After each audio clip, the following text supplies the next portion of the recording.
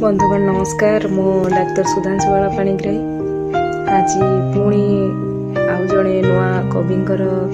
कविताटी नहीं आसी आहरी बढ़िया भाव प्रवणतार लेखाटी होती कविताटी होती आमर ए भक्त होची जेमिति आमर जन्मगत अधिकार सब रही थाए सेमती ये भी गोटे जन्मगत अधिकार ईश्वरन पाखरे आमे आम मनर सब किछि कहि परिबा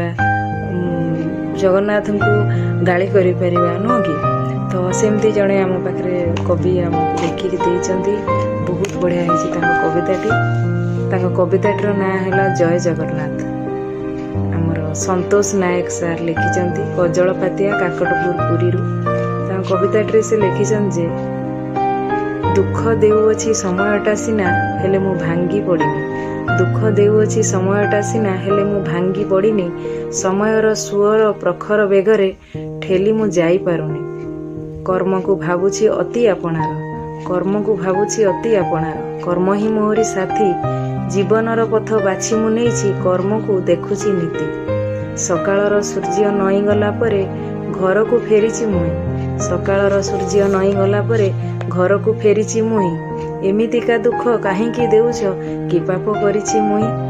एमितिका दुख काहेकि देउछ कि पाप करिछि मुई